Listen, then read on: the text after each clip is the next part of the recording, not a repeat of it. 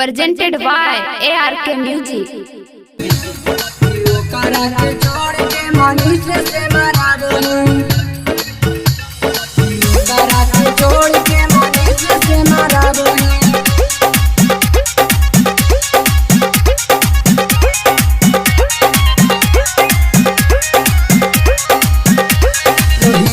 के फोन कर तू घर में बोला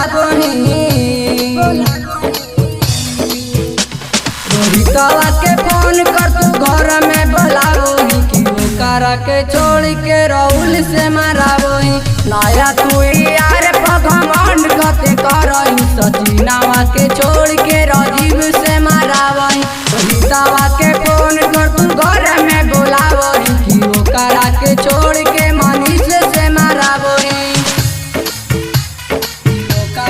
छोड़ के मनीष से मराबोही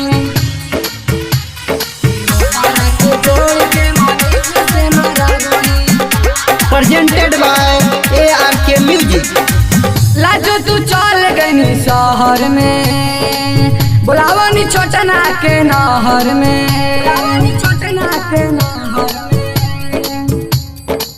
लाजो तू चल गई शहर में बुलावनी छोटना के नहर में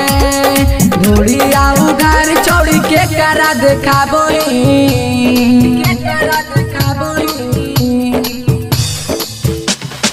धूड़िया उधार छोड़ी के करा देखाबोही पवनवा के छोड़ के पंकज से माराबोही नया तू यार पगमंड कते करही तू अपने जवानिया में बेला ना घुसाबोही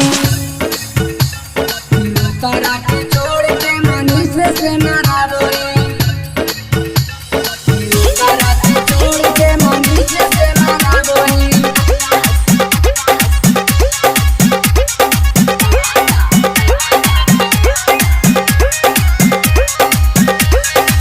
बकरी चरावा हानि गेहूं में बेलना घुसावा हानि गेहूं में बेलना घुसावा हानि गेहूं में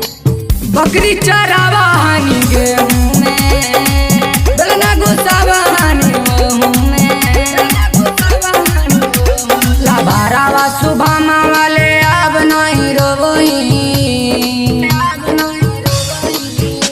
लाभारावा सुभामा वाले अब नहीं रोबोही गुसानावा के छोड़ के अमान से माराबोही नया तू यार पगमंड कते करही तू अपन जवानी